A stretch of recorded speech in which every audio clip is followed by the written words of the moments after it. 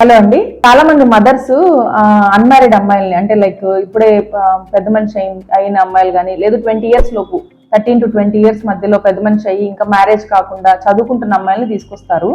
ఏమి అంటే పీరియడ్ అప్పుడు పెయిన్ వస్తూ ఉంది. కొంతమందికి కొంచెం పెయిన్ ఉంటుంది, కొంతమందికి ఎక్కువ పెయిన్ ఉంటుంది. సివియారిటీ డిఫర్ అవుతుంది అనమాట. ఒక్కొక్కళ్ళకి ఒక్కొక్కలాగా ఉంటుంది. బట్ అదేమన్నా ప్రాబ్లమా?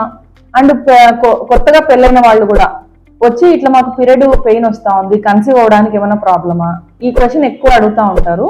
సో దాని గురించి చూసినట్లయితే ఇప్పుడు అన్మ్యారీడ్ గర్ల్స్ పీరియడ్ పెయిన్ వచ్చినట్లయితే పెయిన్ ఇంటెన్సిటీ ఒకవేళ బేరబుల్ గా ఉందా లేదు అన్బేరబుల్ గా ఉందా చూసుకోవాలి ఫస్ట్.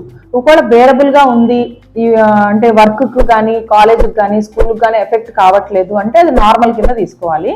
ఒకవేళ సివియర్ గా ఉంది అనుకోండి, ఎక్కువ ఉంది అన్బేరబుల్ గా అంటే ఫస్ట్ ఒకసారి కన్సల్ట్ అవ్వాలండి. కన్సల్ట్ అయిన తర్వాత బేసికలీ పెయిన్ ఎందుకు వస్తుంది, ఒకటి ఫిజియోలాజికల్ అంటే న్యాచురల్ గా కూడా పెయిన్ వస్తుంది కొంతమందికి లోపల ఈ ఏదైనా గడ్డలు కానీ లేదు ఎండోమెట్రియోటిక్ ప్రాబ్లం కానీ అలా ఉన్నట్లయితే కూడా పెయిన్ వస్తుంది. సో ఫస్ట్ ఒక స్కాన్ అయితే చేయించుకోవాలి.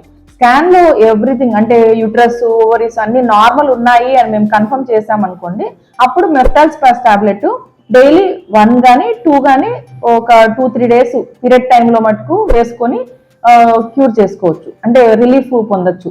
సో ఫస్ట్ స్కాన్ నార్మల్ వచ్చిన తర్వాత మెఫ్టాల్స్పాస్ టాబ్లెట్ ఎవ్రీ పీరియడ్కి 1 day కానీ 2 days కానీ 3 days కానీ ఇబ్బంది ఉన్నట్లల్లా and morning and evening 2 times వరకు యూజ్ చేయొచ్చు.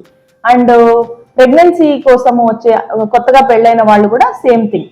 స్కాన్ ఒకసారి చేసిన తర్వాత అంతా నార్మల్ ఉందనుకోండి, స్కాన్ లో యూట్రస్ ఓవరీస్ లో ఎటువంటి సమస్యలు లేవు, ఎవ్రీథింగ్ నార్మల్ గా ఉంటే అది న్యాచురల్ గా వచ్చే పెయిన్ కింద తీసుకొని వాళ్ళు కూడా మెఫ్టాల్స్పాస్ టాబ్లెట్ వేసుకోవచ్చు.